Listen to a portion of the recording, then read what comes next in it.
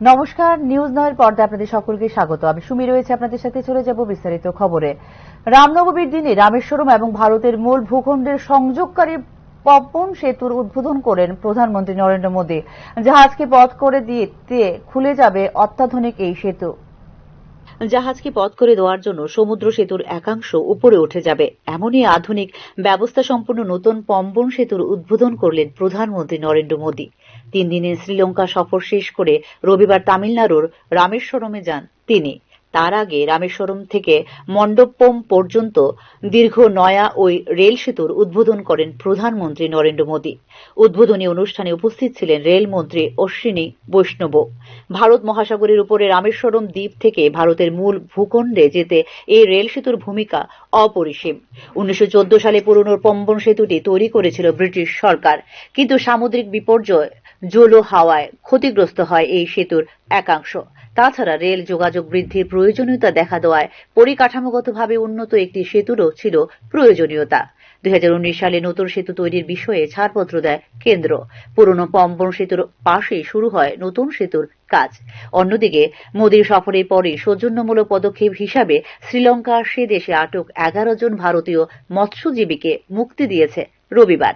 আন্তর্জাতিক জলসীমান্ত অতিক্রম করে শ্রীলঙ্কায় ঢোকার অভিযোগ উঠেছিল এই 11 জনের বিরুদ্ধে।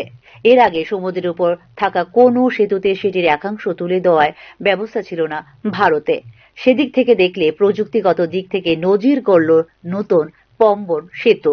2.8 কিলোমিটার দীর্ঘ এই সেতু তৈরি করতে ব্যয় হয়েছে 550 কোটি টাকা। সেতুটি মরচে নিরোধক ধাতু দিয়ে তৈরি করা হয়েছে, ফলে সমুদ্রের জলো আবহাওয়াতেও তেমন ক্ষয়ক্ষতি হবে না সেতুটির। তাছাড়া যাত্রী সংখ্যা বৃদ্ধি পেলে ভবিষ্যতে সেতুর উপর যাতে রেল লাইনের সংখ্যা বৃদ্ধি করা যায়, রাখা হয়েছে সেই ব্যবস্থাও। উল্লেখ করা যেতে পারে, আগামী বছর বিধানসভা নির্বাচন অনুষ্ঠিত হতে চলেছে তামিলনাড়ুতে। এদিন সড়ক এবং বিভিন্ন রেল প্রকল্প মিলিয়ে রাজ্যে প্রায় 8,300 কোটি টাকার নির্মাণ কাজের সূচনাও করেন প্রধানমন্ত্রী Narendra Modi. Bureau report, news নাও। মানুষের আস্থা বিজেপির প্রতি ক্রমশই বাড়ছে। এই আস্থা ধরে রাখতে আমাদের তৃণমূল স্তরে আরও বেশি করে পৌঁছতে হবে। ভারতীয় জনতা পার্টির 46তম প্রতিষ্ঠা দিবসে এই বার্তাই দিলেন মুখ্যমন্ত্রী ডক্টর মানিক সাহা।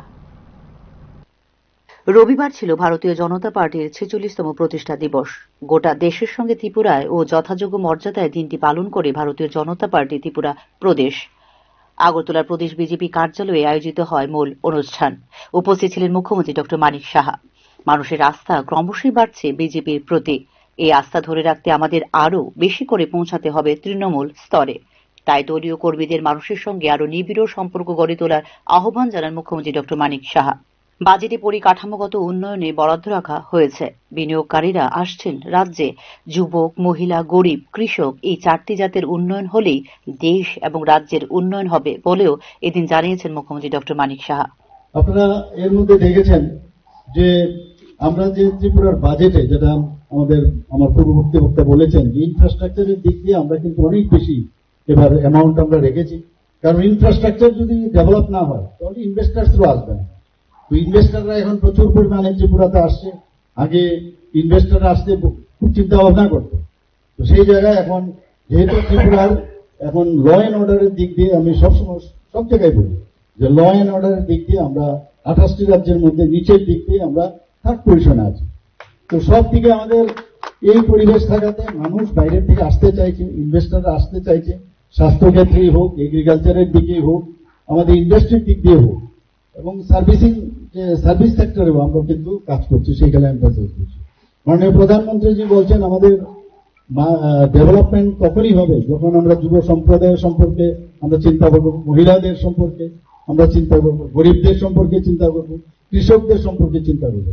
এই 4টা আমাদের জাত, অন্য কোনো জাত পাত আমাদের নেই। এই 4 জাতির যদি উন্নয়ন হয় তাহলে রাজ্য উন্নয়ন হবে, দেশ উন্নয়ন হবে। 2018 সালের নির্বাচনের পর ত্রিপুরায় রাজনীতির পরিভাষা পাল্টে দিয়েছেন প্রধানমন্ত্রী নরেন্দ্র মোদী। বিরোধীরা এখন দিশাহীন। প্রধানমন্ত্রী নরেন্দ্র মোদী নেতৃত্বাধীন কেন্দ্রীয় সরকারের দিশায় কাজ করছে রাজ্য সরকার বলে এদিন জানিয়েছেন মুখ্যমন্ত্রী ডক্টর মানিক সাহা। পর্যন্ত ত্রিপুরার যে রাজনৈতিক পরিভাষা সেটা কিন্তু মাননীয় প্রধানমন্ত্রীর কারণে এখন পুরো পরিবর্তন হয়ে গেছে। এখন অন্যান্য পার্টিরা বুঝতে পারছে না আমরা কোন দিকে যাব এবং কোন দিকে গেলে আমাদের লাভ হবে। সেই লাভালাভির রাজনীতি করতে করতে এখন ওরা ক্ষয়িষ্ণু হয়ে যাচ্ছে। আমাদের যে ভারতীয় জনতা পার্টি এখন যেভাবে ঊর্ধ্বমুখী সব দিকে, সারা পৃথিবীর মধ্যে এখন সর্বশ্রেষ্ঠ পার্টি আমরা সবাই জানি, এবং সংখ্যাধিক্যের দিকেও আমরা সব দিক দিয়ে আমরা অনেক বেশি আমাদের। সেই পার্টির একজন আমরা সৈনিক হিসাবে আমরা নিজেরা আজকে বলবো, মাননীয় প্রধানমন্ত্রীর যে নেতৃত্বাধীন যেভাবে ভারত সরকার চালাচ্ছেন, আমরাও সেই দিশায় কিন্তু কাজ। উল্লেখ করা যেতে পারে 1951 সালে শ্যামাপ্রসাদ মুখার্জির হাত ধরে গঠিত হয় জনসংঘ। পরে 1980 সালে জনসংঘের কর্মকর্তারা মিলে গঠন করেন ভারতীয় জনতা পার্টি। সেই থেকে পথ চলা শুরু। বর্তমানে গোটা দেশে 19টি রাজ্যে ক্ষমতায় রয়েছে বিজেপি এবং তার এনডিএ মিত্ররা, যার মধ্যে রয়েছে উত্তরাখণ্ড, উত্তরপ্রদেশ, ছত্তিশগড়, মধ্যপ্রদেশ, রাজস্থান, বিহার, উড়িষ্যা, অন্ধ্রপ্রদেশ, ত্রিপুরা, নাগাল্যান্ড, মেঘালয়, মণিপুর, হরিয়ানা, গুজরাট, গোয়া, আসাম, সিকিম এবং Arunachal Pradesh. Bureau report, news now. উত্তর পূর্বাঞ্চলে বিনিয়োগ বাড়াতে উচ্চ পর্যায়ে টাস্ক ফোর্স গঠন করেছিল কেন্দ্রীয় ডোনার মন্ত্রক। টাস্ক ফোর্সের আহ্বায়ক নিযুক্ত করা হয়েছিল ত্রিপুরার মুখ্যমন্ত্রী মানিক সাহাকে। সোমবার ডোনার মন্ত্রক আহুত উচ্চ পর্যায়ে টাস্ক ফোর্সের বৈঠক আহ্বান করা হয়েছে বলে জানিয়েছেন মুখ্যমন্ত্রী ড মানিক সাহা। বরদোয়ালিতে আয়োজিত একটি দলীয় কর্মসূচিতে বক্তব্য রাখতে গিয়ে সোমবারের এই বৈঠকে উত্তর পূর্বাঞ্চলের অন্যান্য রাজ্যগুলির মুখ্যমন্ত্রীরা অংশ নেবেন বলে জানিয়েছেন মুখ্যমন্ত্রী ড মানিক সাহা। ভিডিও কনফারেন্সের মাধ্যমে এই বৈঠক হবে বলে জানিয়েছেন মুখ্যমন্ত্রী ড মানিক সাহা। আপনারা জানেন, মাননীয় প্রধানমন্ত্রীজির মার্গদর্শনে আমাকে আমাদের যে নর্থ ইস্টের ডোনার মিনিস্ট্রি থেকে কালকে মিটিং আছে, এখানে ভিডিও কনফারেন্সের সমস্ত যারা মুখ্যমন্ত্রীরা আছেন সেখানে আমাকে কনভেনার করা হয়েছে। সেই কনভেনারে আমি কথা বলব। সেটা আমাদের জন্য একটা বড় প্রাপ্তি যে বাইরের থেকে ইনভেস্টার সামিট যারা করবে তার জন্য আমাকে কনভেনার করা হয়েছে। I am nothing, I am the ambassador of yours. আমি আপনাদের প্রতিনিধিও না, কিন্তু এই যে সম্মানটা দিয়েছে, এতে করে ত্রিপুরাতে যেহেতু শান্তি প্রতিষ্ঠিত হয়েছে, মানুষ এখন ত্রিপুরাতেও ইনভেস্ট করতে চাইছে। প্রত্যন্ত এলাকা সহ রাজ্যের যে সকল অংশে পানীয় জলের সুষ্ঠু ব্যবস্থা গড়ে তোলা সম্ভব হয়নি, সেখানে উদ্বোধনী পরিকল্পনার মাধ্যমে পানীয় জল সরবরাহের সিদ্ধান্ত নিয়েছে রাজ্য সরকার। রবিবার এক প্রশ্নের উত্তরে এই কথা জানিয়েছেন মুখ্যমন্ত্রী ড মানিক সাহা। প্রত্যন্ত এবং পাহাড়ি এলাকা সহ রাজ্যে বেশ কিছু অংশ এখনো পর্যন্ত পৌঁছায়নি পানীয় জলের সুষ্ঠু ব্যবস্থাপনা। বিষয়টিকে গুরুত্ব দিচ্ছে রাজ্য সরকার। এই ক্ষেত্রে ইনোভেটিভ আইডিয়া বা নতুন উদ্ভাবনী পরিকল্পনার মাধ্যমে সংশ্লিষ্ট এলাকার বাসিন্দাদের কাছে পানীয় জল পৌঁছে দেওয়ার পরিকল্পনা নিয়েছে রাজ্য সরকার। রবিবার সাংবাদিকদের এক প্রশ্নের উত্তরে এই কথা জানিয়েছেন মুখ্যমন্ত্রী ড মানিক সাহা। নতুন উদ্ভাবনী পরিকল্পনার মধ্যে রয়েছে বৃষ্টির জল ধারণ করার মতো ব্যবস্থাপনা বলে জানিয়েছেন মুখ্যমন্ত্রী ড মানিক সাহা। এই ধরনের পরিকল্পনার মাধ্যমে আগামী দিনে পানীয় জল পৌঁছে দেওয়ার ক্ষেত্রে 100% লক্ষ্যমাত্রা ধার্য করা হয়েছে বলেও জানিয়েছেন মুখ্যমন্ত্রী ড Manik Saha. Created under the leadership of our honorable Prime Minister some innovative procedure we have adopted. So there we capture the rainwater harvesting. So that we have done. There are some streams in the high altitude area. High altitude means in Pahar area. So there we are accumulating the water, and from there by pumping or other means we are trying to reach out to the households. And I'm sure that because we have reached up to 87%, I'm sure in the coming days, in the coming years, we will complete 100%. That I can assure you. বর্তমান সরকার গঠনের পূর্বে জলজীবন mission প্রকল্প বাস্তবায়িত হয়েছিল 3%। বর্তমান সরকারের সময়ে 87% বাড়িঘরে পাইপলাইনের মাধ্যমে পৌঁছে দেওয়া হয়েছে পানীয় জল। পাহাড়ি এবং প্রত্যন্তের কিছু এলাকাতে ভূগর্ভস্থ জলস্তর না থাকার কারণে পানীয় জলের সমস্যা হচ্ছে বলে জানিয়েছেন মুখ্যমন্ত্রী ড মানিক সাহা। জলজীবন অর্থাৎ জলই জীবন।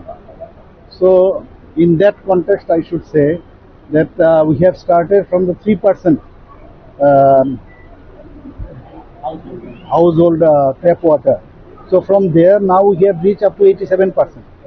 So there are some areas, particularly in hill areas, where the groundwater is not available. জলজীবন mission চালু হওয়ার পূর্বে রাজ্যের গ্রামীণ এলাকায় নলবাহিত পানীয় জলের সংযোগ ছিল 24,502টি পরিবারে, শতাংশে নিরিখে যা ছিল 3.26%।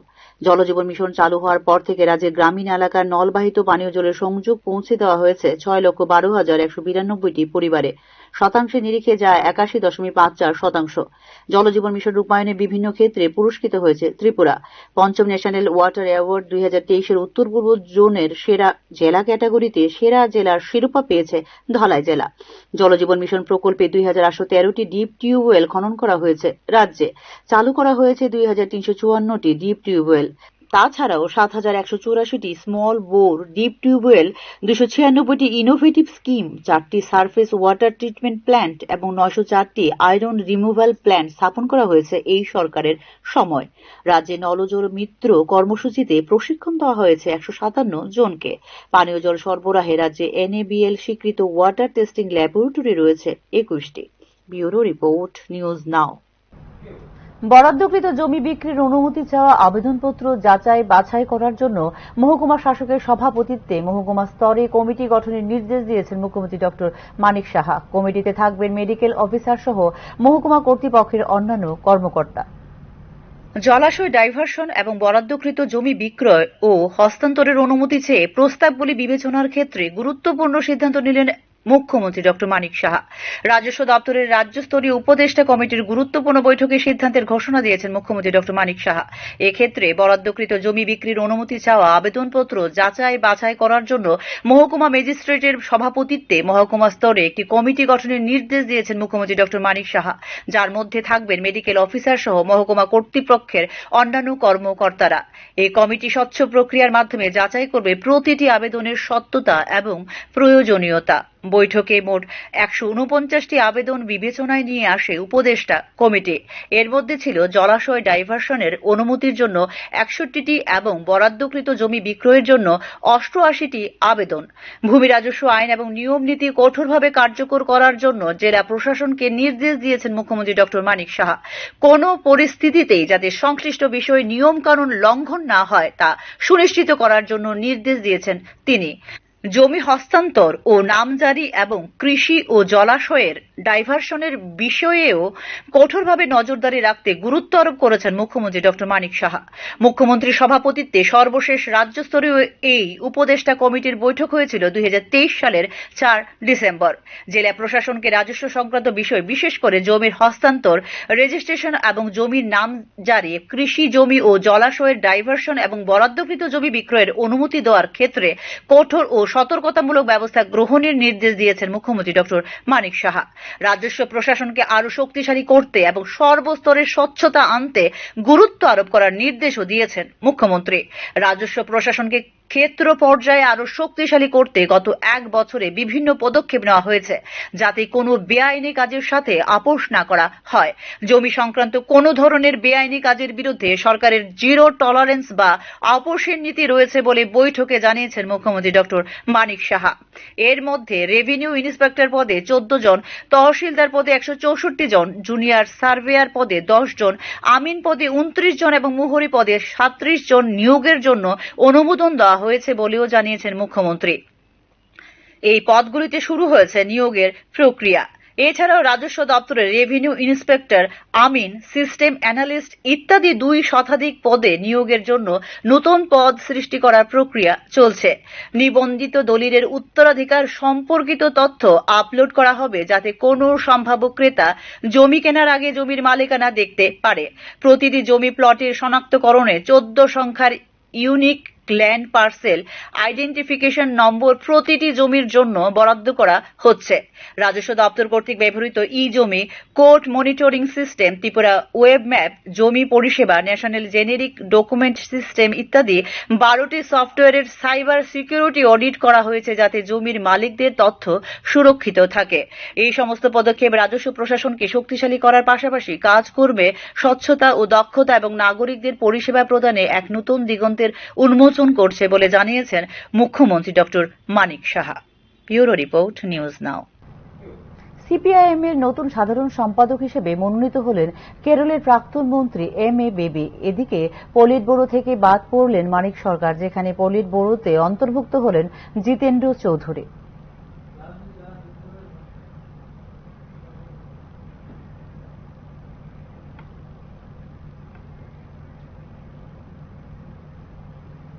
কেরল সরকারের প্রাক্তন মন্ত্রী এম.এ. বেবিকে নিযুক্ত করা হয়েছে সিপিআইএম পার্টির নতুন সাধারণ সম্পাদক হিসেবে। সিপিআইএম এর 24তম মাদুরাই পার্টি কংগ্রেস বৈঠকে নেওয়া হয় এই সিদ্ধান্ত। সীতারাম ইয়েচুরির মৃত্যুর পর থেকে শূন্য ছিল এই পদটি। সিপিআইএম পার্টি কংগ্রেস বৈঠক তামিলনাড়ুর মাদুরাইতে সমাপ্ত হয় রবিবার। এই বৈঠকেই পার্টির পরবর্তী সাধারণ সম্পাদক হিসেবে চূড়ান্ত করা হয় এম.এ. বেবির নাম।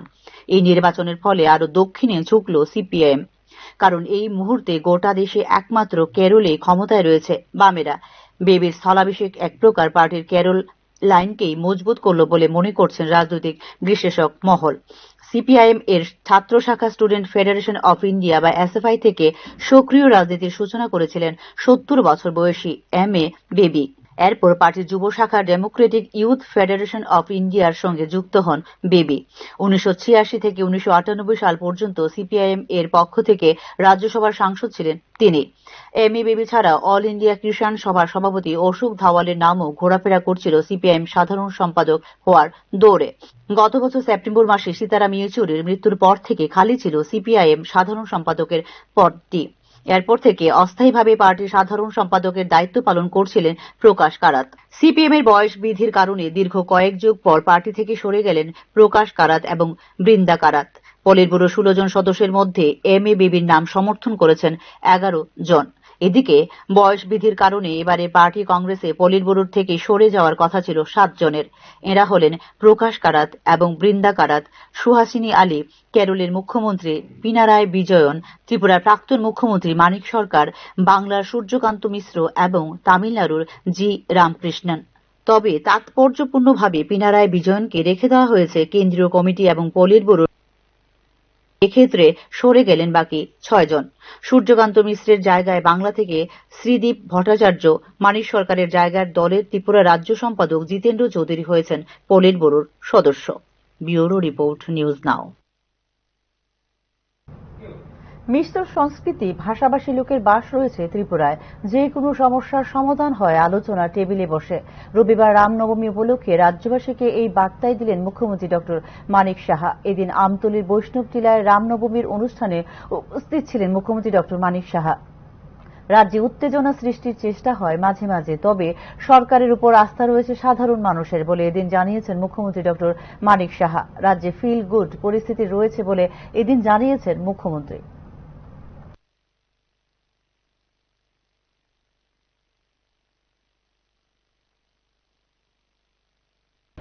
এখানে জাতি জনজাতি একটা মিশ্র যে একটা সংস্কৃতি ভাষাভাষীর লোক এখানে আছে।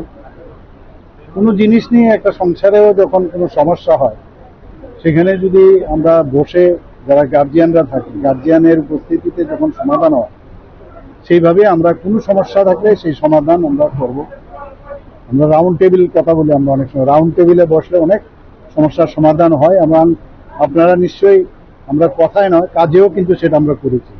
বিভিন্ন জায়গায় যখন কোনো সমস্যা হয়েছে আপনারা দেখেছেন এরকম একটা অবস্থা হয়েছিল, অনেকে এর মধ্যে চেষ্টাও করেছিল যে কিছু একটা যে আরো উত্তেজনা বাড়ানো যায়, কিন্তু মানুষ আমাদের উপর আস্থা আছে, তো সেই আস্থার উপর ভিত্তি করে আমরা কিন্তু সমাধানের পথে আমরা কাজ করি। যুব কংগ্রেসের এক্সিকিউটিভ কমিটির সাংগঠনিক বৈঠক অনুষ্ঠিত হল প্রদেশ কংগ্রেস কার্যালয়ে। রবিবারে এই বৈঠকে অংশগ্রহণ করে যুব কংগ্রেসের জেলা ও ব্লক সভাপতিরা। বৈঠকে রাজ্যে ক্রমবর্ধমান নেশার বিস্তার সহ চাকুরি নিয়ে দুর্নীতি এবং স্বজন পোষণের বিরুদ্ধে বিভিন্ন আন্দোলন কর্মসূচি স্থির করে যুব কংগ্রেস নেতৃত্ব।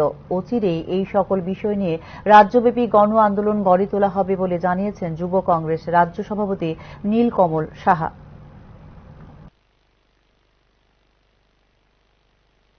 দেখুন, আজকে আমাদের সাংগঠনিক জেলা সভাপতি এবং ব্লক সভাপতিদেরকে নিয়ে যুব কংগ্রেসের মিটিং। এই মিটিংয়ে আমরা আগামী দিনের যে আমাদের কর্মসূচি তা নির্ধারণ করছি এবং আপনারা দেখেছেন রাজ্যে চারিদিকে চাকরি বাতিল হচ্ছে, সুষ্ঠুভাবে চাকরি হচ্ছে না এবং পুরো রাজ্য নেশার মেঘে আবদ্ধ।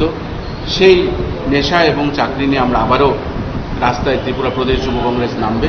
কিছুদিনের মধ্যেই আপনারা তা দেখতে পাবেন এবং তা নিয়ে আমি আমার জেলার সভাপতিদেরকে এবং ব্লক সভাপতিদেরকে আজকে এই মিটিংয়ে ডেকেছি এবং এই নিয়ে আমরা আলোচনা করছি।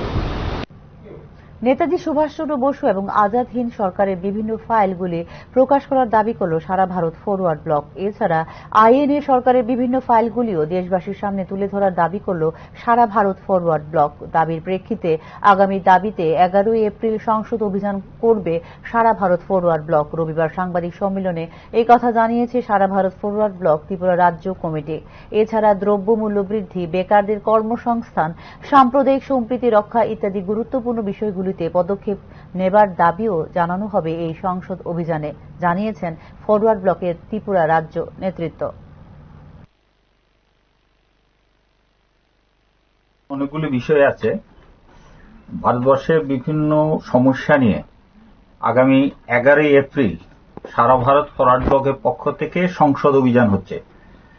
এই সংসদ অভিযানের মূল দাবি হচ্ছে ভারতের স্বাধীনতা সংগ্রামে নেতাজি যে সংক্রান্ত ফাইল, আজাদ হিন্দ সরকার আইএনএ সংক্রান্ত যে সমস্ত ফাইলগুলোকে প্রকাশ করা এবং তাকে মর্যাদা দেওয়া, তার উত্তরাধিকারী যারা তার মর্যাদা দেওয়া। এগুলো বিভিন্ন সময় বিভিন্ন কমিশন হয়েছে, কিন্তু দেখা যায় এগুলো এর কমিশন হওয়ার পরে সরকার এগুলো চাপা দিয়ে দিচ্ছে। সেই বিষয়গুলো প্রকাশ করার জন্য আমরা সংসদে প্রথম দাবি হচ্ছে এটা প্রকাশ করা, স্বাধীনতা সংগ্রামে যে ইয়েটা। আর দ্বিতীয়, গত 2 বছর চূড়ান্ত ব্যর্থতার পরিচয় দিয়েছে আগরতলা প্রেস ক্লাবের পরিচালন কমিটি বলে বিক্ষোভ প্রকাশ করলেন রাজ্যের কর্মরত সাংবাদিকরা। গত 2 বছর ধরে আগরতলা প্রেস ক্লাবের সভাপতি এবং সম্পাদক পদ আঁকড়ে ধরে রাখা যথাক্রমে জয়ন্ত ভট্টাচার্য এবং রমাকান্ত দের বিরুদ্ধে তীব্র ক্ষোভ প্রকাশ করেন সাংবাদিকরা। গত 2 বছর যোগ্য সাংবাদিকদের দেওয়া হয়নি প্রেস ক্লাবের সভ্যপদ, এমনকি সাংবাদিকদের জন্য নির্মাণ করা ক্যান্টিনে প্রবেশ, এমনকি খাবার দেবার ক্ষেত্রেও তৈরি করে রাখা হয়েছিল জটিলতা বলে অভিযোগ করেন কর্মরত সাংবাদিকরা।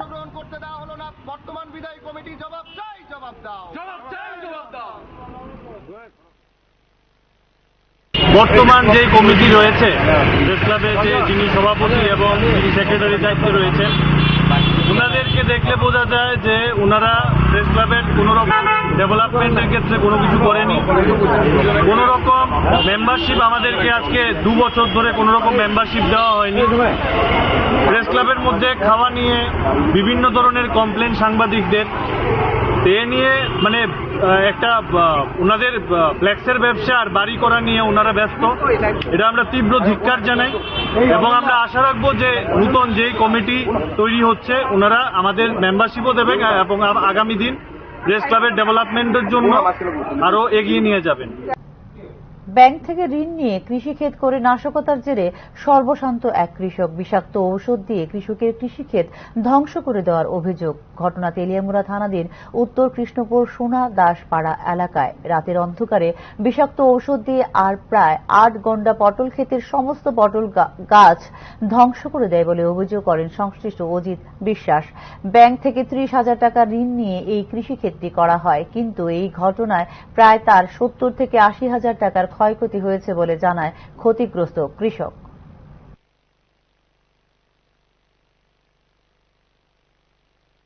লোন লইছি, লোন লিয়ে 30,000 টাকা লইছি,